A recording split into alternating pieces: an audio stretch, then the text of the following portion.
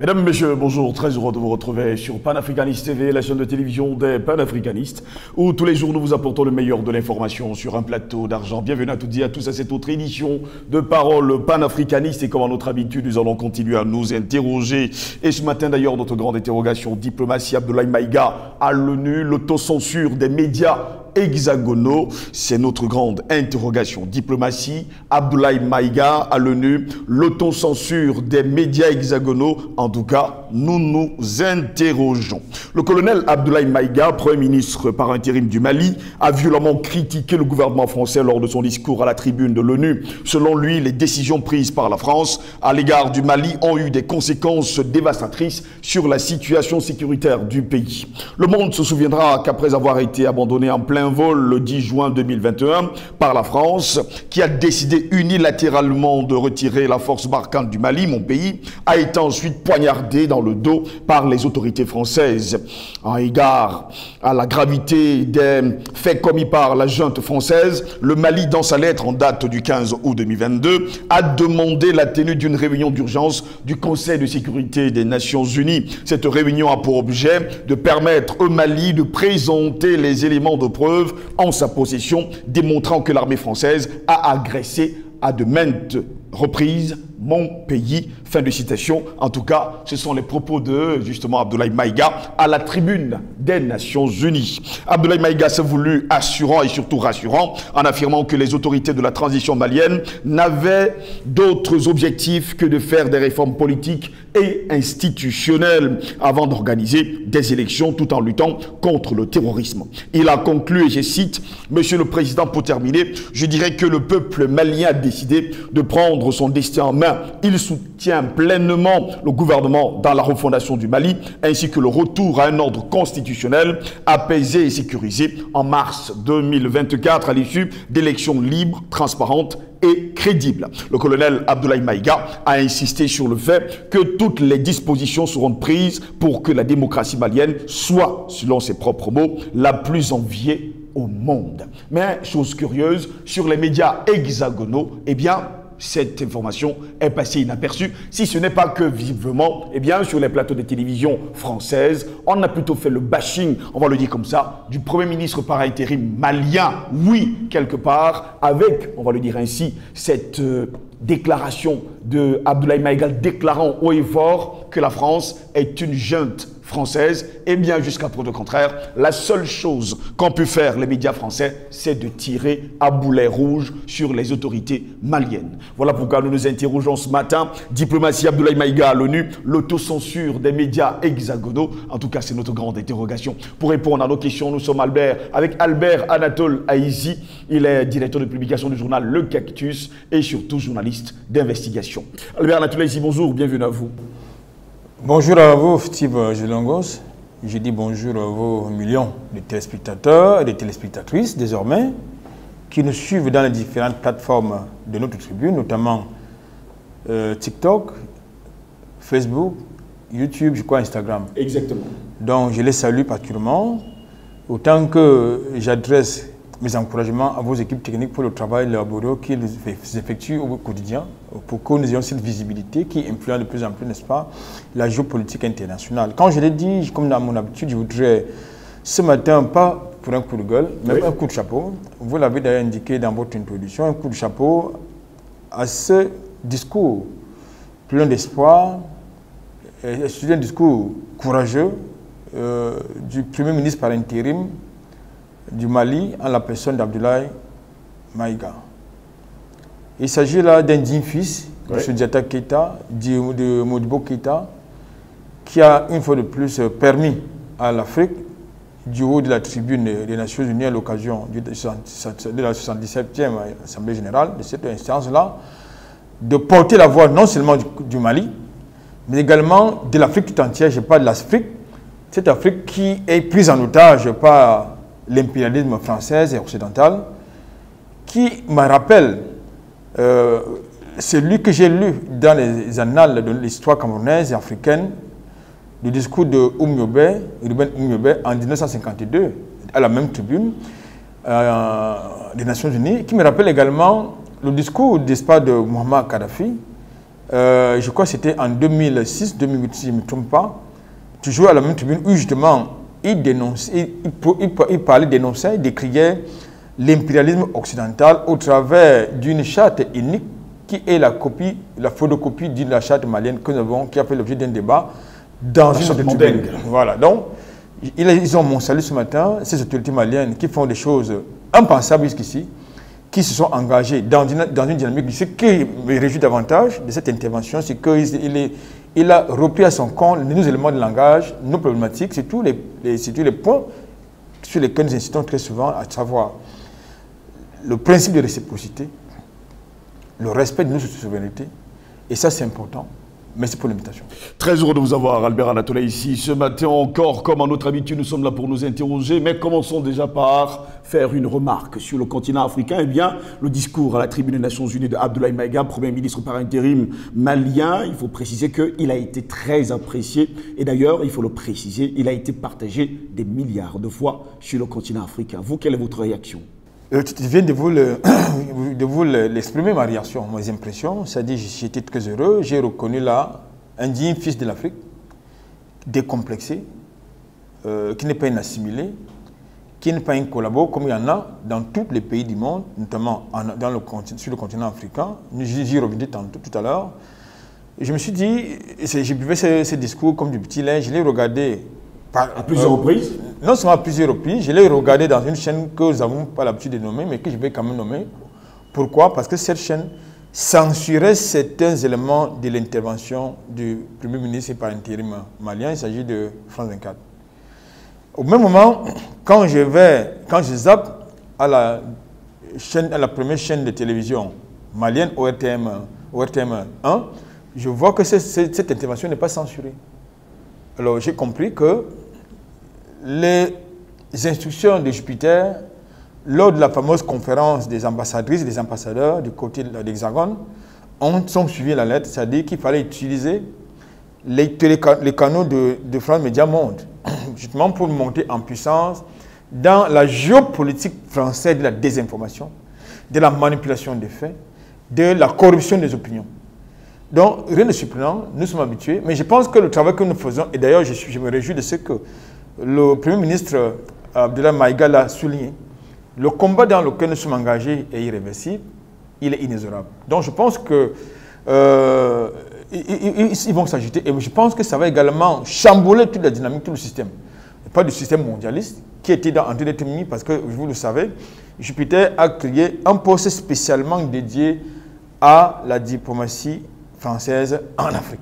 Je parle de la diplomatie publique africaine de la France en Afrique. C'est-à-dire d'imposer, justement, il s'agit d'un autre comptoir qui va servir à recruter, à enrôler les entrepreneurs politiques, entre guillemets, à enrôler, à créer ce qu'ils appellent désormais, qui sont leurs collaborateurs, la société civile, certains start-upers et le blogueur. Mais nous les tenons à l'œil. Dans mon pays, le Cameroun, moi j'ai la liste de ces blogueurs-là, surtout ceux qui sont allés à Montpellier, nous les suivons à distance. Soyez tranquilles. Maintenant, pour revenir à la thématique, je pense qu'aujourd'hui, le colonel Premier ministre par intérim malien n'a fait que le point de la situation à la fois historique, factuelle, géopolitique et stratégique, non seulement du Mali, mais de l'Afrique d'une manière générale.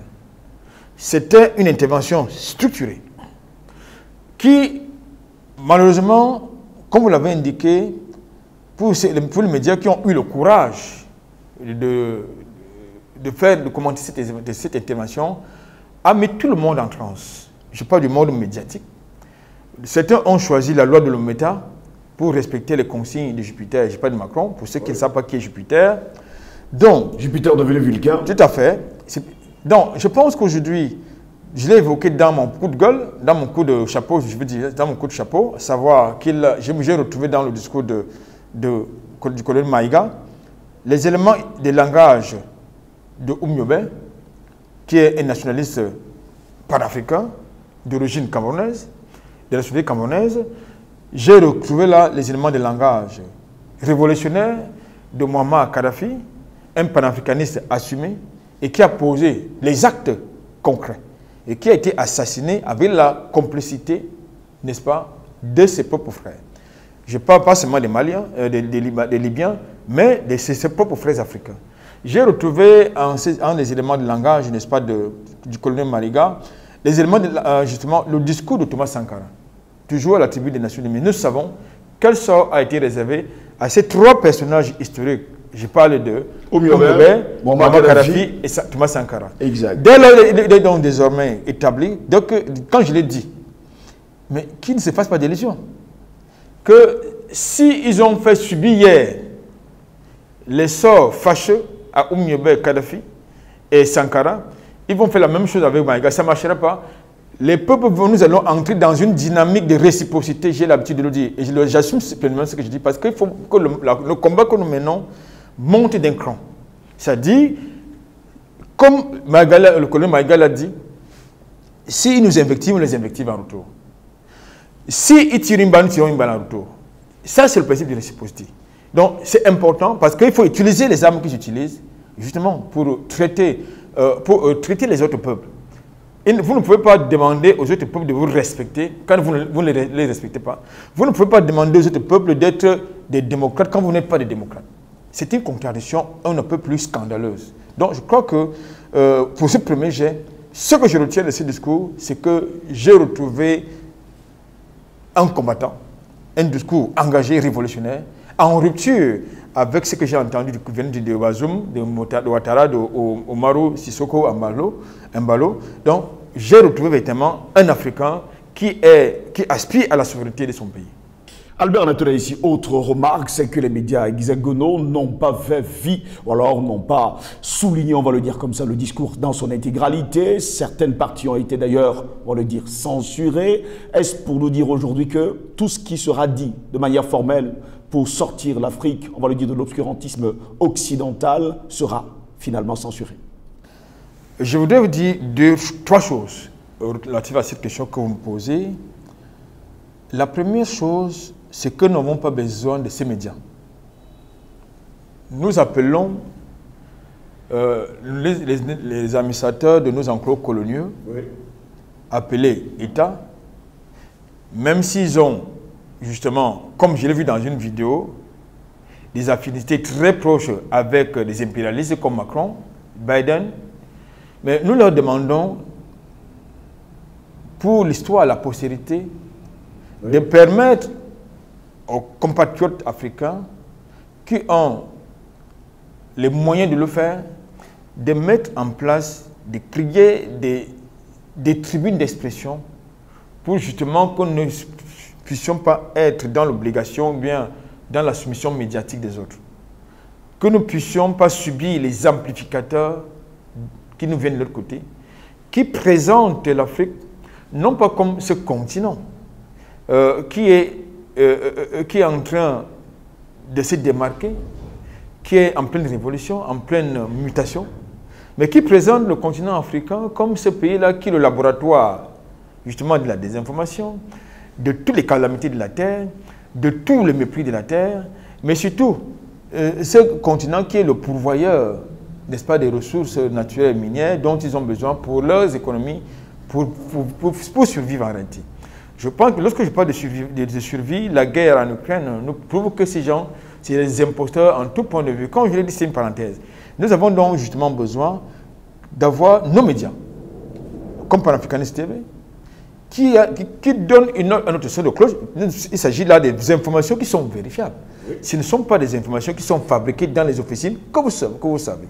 Il s'agit là des médias qui doivent non seulement contribuer à donner une autre image de l'Afrique que celle donnée, renvoyée par ces médias-là, mais surtout parler de l'histoire de l'Afrique. Parce qu'aujourd'hui, moi je suis scandalisé de savoir qu'au XXIe siècle, on continue à empoisonner l'esprit de nos enfants avec De Gaulle, qui soit dit c'était un génocidaire, qu'on continue à empoisonner, n'est-ce pas, l'esprit de nos enfants avec l'histoire de Napoléon Bonaparte, alors que nous avons sur le continent africain des héros dont l'histoire doit être enseignée dans nos écoles. Tout à l'heure, j'ai convoqué quelques-uns de ces héros-là. Oui. Urbain Ngebe, j'ai Samora Machel, Mohamed Kadhafi, c'est vrai qu'il y en a eu deux. Thomas Sankara, Modibo Keïta, Sundiata Keïta. Cette histoire-là qui doit être enseignée. Moussa et tous les autres. Absolument. Cette histoire qui doit être enseignée à nos enfants, à notre jeunesse.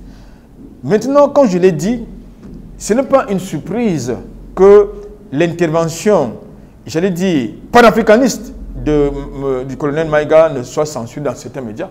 Mais, dans les médias hexagonaux. Dans la plupart des médias hexagonaux. Oui. C'était le méta total. Mais c'est eux qui sont risqués, je vais les citer, pour la compréhension et pour les recherches, pour permettre à nos téléspectateurs de retrouver les éléments de langage des uns des autres. J'ai suivi le débat de CNews. Ils ont une tribune qui s'appelle là-bas Punchline. J'ai suivi avec beaucoup d'attention les éléments de langage de certains analystes à la noix. De ce côté-là, et le plateau était présenté par un locoderme, par un locoderme la peau noire, et qui se prend pour un Français, et qui a pris sur lui de faire le bashing, non seulement du Mali, mais surtout de l'intervenant du jour, c'est-à-dire le colonel Abdoulaye Maïga. Il y a un analyste assez particulier qui a attiré mon attention à la personne de Paul, je crois, Meloun, qui estime que les éléments de langage du colonel Maïga, la tribune des Nations Unies, sont décorrélés et étonnants. Parce que là, ce dernier utilise la posture des opposants de la France, en l'occurrence, des nouvelles puissances influences en territoire malien, c'est-à-dire allusion faite à la Russie, à la Turquie, à la Chine. Je me rends compte que ces gars, ils ont un problème de culture d'une manière générale. Je parle de culture politique, de culture analytique, de culture géopolitique. C'est-à-dire qu'ils continuent, c'est-à-dire ils regardent le Mali, ils regardent l'Afrique avec les lunettes occidentales, avec les lunettes hexagonales. Ils regardent l'Afrique, le Mali, à travers les reportages et les documentaires qui sont tournés sur le continent africain par leurs représentants qui sont appelés, je veux dire, les correspondants, ou bien, justement, certains documentaristes. Mais ces gens-là, ils ne sont jamais venus en Afrique pour voir la réalité, pour voir, comme je l'ai dit tantôt, que l'Afrique, c'est autre chose que ce qui est représenté chez eux dans leur salon fauteuil. Que l'Afrique, c'est un continent de 30 millions de kilomètres carrés, un continent riche comme pas possible, un continent quand même qui compte plus d'un milliard 400 millions d'habitants, c'est-à-dire qui a un potentiel humain incomparable à celui de l'Europe, qui a un potentiel, je veux dire, naturel incomparable à celui de l'Europe, d'une manière réunie, tous les États réunis bien sûr, qui a un potentiel économique. Mais le seul problème de l'Afrique, c'est que, justement, il y a donc des dynamiques de contradiction, je veux dire des divisions si vous voulez, il y a des dynamiques de division qui sont le fait, justement, de ces impérialismes, qui sont le fait et qui sont relayés par ces médias. Il y a donc ces médias-là qui, comme CNews, comme par hasard, dont l'émission Punchline a été animée par un locoderme à la peau noire. Vous avez également TV5 Monde Afrique, qui a également fait un papier là-dessus, qui était un papier, qui était un bashing, pas possible.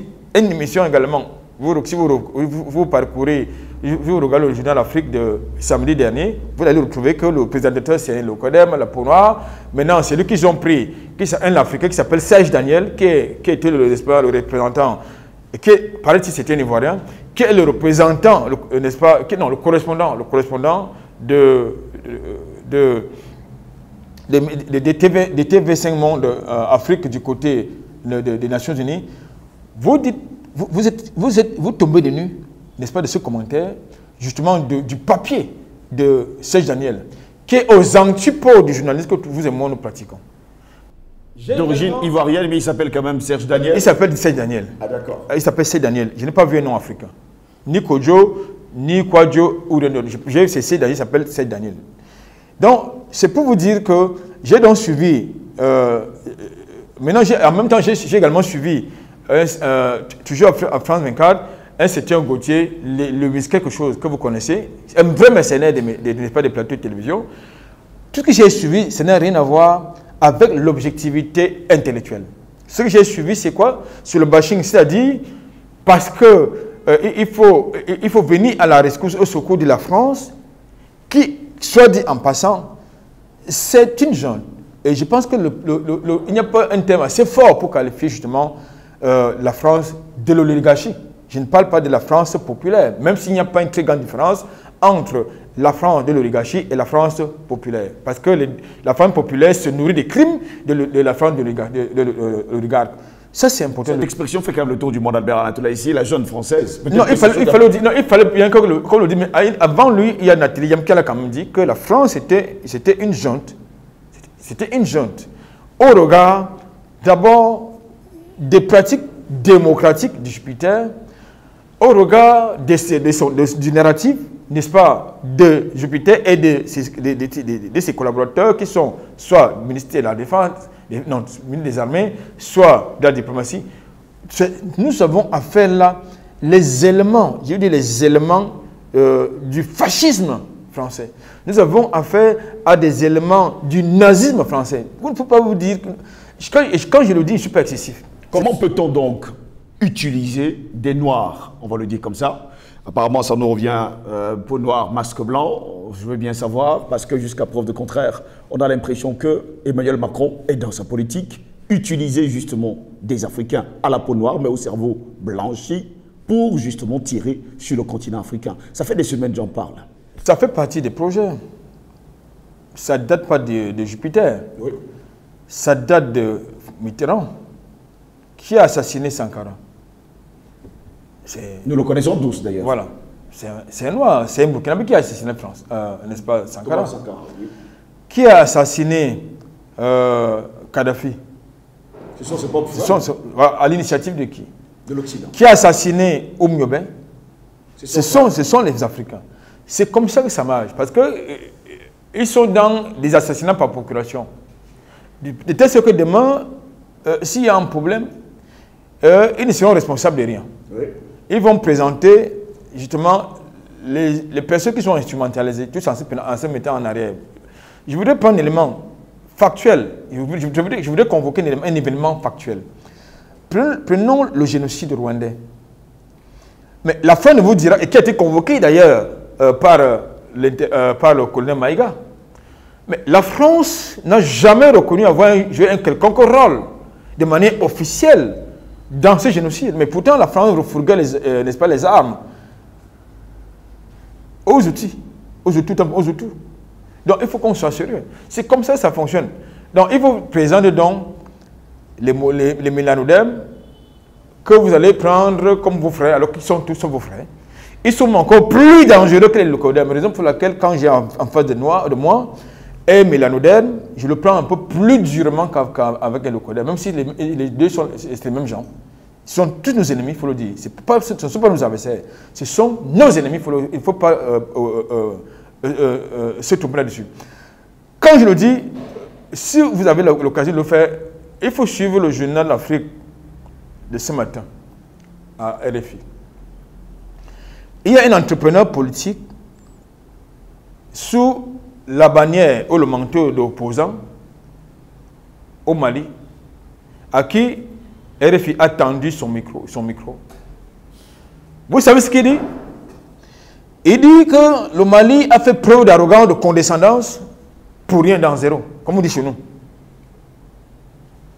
Un discours qui n'est pas suivi de faits, qui est en déphasage avec la réalité sur le terrain.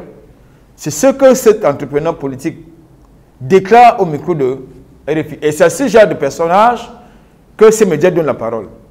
Faites le tour des médias le week-end, vous allez voir qu'ils donnent la parole aux mélanodèmes, c'est-à-dire les traîtres, les collabos, qui sont corrompus par eux.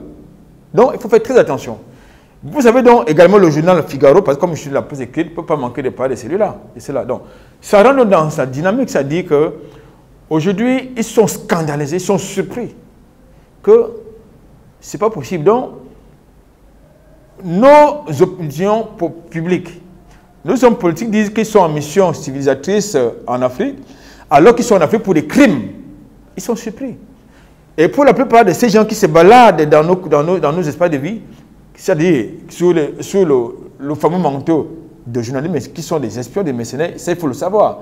Si vous avez un consoeur ou un confrère d'un média hexagonal qui vous approche parce que vous êtes, Steve Joslin-Gauche, travaillant pour Panafricaniste TV, faites très attention. C'est un conseil que je vous donne, y compris certains parmi nos confrères, nos frères, d'ici, nos compatriotes. J'ai l'habitude de vous le dire, ils sont nombreux qui sont financés par le Quai d'Orsay. Et ça, c'est important de le savoir. Vous n'aurez pas oublié Albert Anatola ici, puisque je le sais que, bien sûr, il y a une soi-disant opposition qui avait reçu 22 millions d'euros de la part de Emmanuel Macron, justement. Je pense que cet opposant a justement besoin de justifier, on va le dire comme ça, l'argent qu'il a reçu.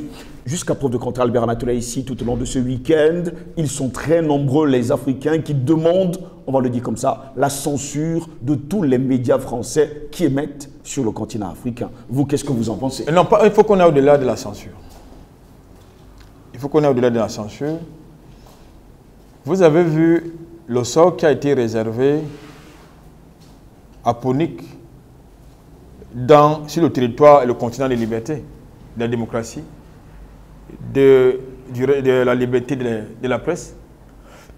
Vous avez vu le sort qui a été réservé à d'autres médias, n'est-ce pas, pro-russes, disons ça comme ça.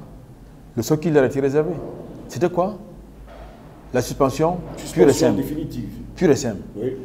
Mais lorsque le Mali adopte la même attitude vis-à-vis de ces mercenaires que vous connaissez, c'est là où on vous sort le narratif suranné habituel. Il y a eu atteinte à la liberté de presse, à la liberté d'expression, l'un des fondements de la démocratie. C'est ça la réalité. Donc moi je pense que si nous avons sur le continent africain des médias étrangers qui ne portent pas seulement le message des Africains, les réalités africaines, de manière objective, mais qui sont des militants pour un certain impérialisme occidental et français, je pense qu'on n'a pas à réfléchir là-dessus. Je parle en tant que journaliste. Parce que si vous avez un média qui porte atteinte à la sûreté de l'État, qui porte atteinte à la sécurité de l'État, à la paix sociale, ces médias n'ont aucune raison de mettre sur votre territoire. Aucune raison. Lorsqu'ils ont estimé que Russia Today et Sputnik TV étaient un problème pour eux, qu'est-ce qu'ils ont fait? Ils ont suspendu. Ils ont suspendu, blacklisté carrément. Au point où aujourd'hui, si vous êtes un chanteur qui fait allégeance à la Russie, vous êtes classé persona non grata. Mais ils vous disent qu'ils sont des démocrates. Donc, j'assume ce que je dis en tant que journaliste et promoteur des médias, à savoir que si vous avez un média propagandiste, parce qu'ils estiment que nous sommes des médias propagandistes anti-français. Mais si nous avons des médias qui font exact, les médias français, américains, les autres, je veux dire européens, qui font exactement la même chose qu'ils reprochent à certains médias, qu'est-ce qu'on fait? Mais on les chasse tout simplement. On retire leur accréditation à leurs correspondants. Il faut être un peu plus dur. Pourtant, il y a également des médias nationaux, typiquement africains, qui travaillent pour le compte de la France. Je pense que c'est là qu'il faut également fermer la porte. Dans la dynamique de la lutte, tous les moyens sont possibles. Et vous savez, et nous avons l'habitude de le dire d'ailleurs, qu'aujourd'hui, la première lutte, qui est désormais en première ligne d'ailleurs, c'est la lutte, la bataille et la guerre informationnelle. Vous avez, et nous avons compris ça peut-être un peu plus tard, aujourd'hui que nous avons pris les devants de la lutte informationnelle médiatique, vous voyez que le monde a basculé. C'est en train de changer, c'est-à-dire la géopolitique internationale a changé, ça a basculé de l'unipolarité géopolitique à la multipolarité géopolitique. Pourquoi? Parce qu'il y a des prises de conscience. Il faut donc qu'on fasse ce travail-là et qu'on continue à le faire. Quand je dis on, je parle des opinions publiques que nous sommes, des porte-parole, des gens qui n'ont pas peut-être la possibilité d'avoir les tribunes que nous avons, que nous puissions véritablement faire ce travail. Parce que nous sommes en première ligne dans le combat médiatique, mais il y a d'autres qui peuvent faire autre chose. Je pense que quand Macron, à la tribune, n'est-ce pas, de la conférence des ambassadeurs et des ambassadrices à Paris, donne des consignes claires à ses diplomates d'être agressifs, s'il vous plaît. Il faut qu'ils soient agressifs, ça veut dire qu'ils seront davantage agressifs. C'est-à-dire qu'avant, selon eux, ce qu'ils faisaient, c'était vraiment du menu flétin. Maintenant, il faut monter en puissance. Et qu'est-ce que vous pensez? Je peux vous dire que l'intervention d'Abdoulaye Maïga à la Commission des Nations Unies ne sera pas sans conséquence. Et là, heureusement pour le colonel, il a fait une mise en garde. Il a dit qu'il y aura désormais le principe de réciprocité qui sera utilisé, qui sera appliqué. Donc, ça va donc chambouler justement l'agenda des uns et des autres qui consistait justement à nous infiltrer, à infiltrer les Africains, à faire procéder comme ils ont l'habitude de faire, c'est-à-dire créer des divisions parmi nous, comme ils le font au Tchad, comme ils le font au Mali, et comme ils le font justement du côté du Niger, et comme ils le font en Côte d'Ivoire, qui n'est plus la propriété des Ivoiriens, qui est devenue, dont la Côte d'Ivoire désormais, une sous-préfecture française, où vous avez des militaires français qui contrôlent dans les checkpoints. Je crois que c'était un gros scandale. Et pour qu'un État, un pays étranger en arrive à ce niveau, il faut qu'il y ait une notion quelque part. Cette notion vient de qui, vous savez? Merci à vous, Albert Anatola, ici d'avoir été de notre ce matin. C'est fait un plaisir. Mesdames, Messieurs, c'est ici que s'achève cette autre édition de Parole panafricaniste sur Panafricaniste TV. Au plaisir de vous retrouver très prochainement. N'oubliez surtout pas, comme le déclarait haut et fort Aimé Césaire dans Cahier de retour au pays natal, je viendrai à ce pays mien et je lui dirai, embrassez-moi sans crainte. Et si je ne sais que parler, c'est pour vous que je parlerai. Bonne journée à toutes et à tous.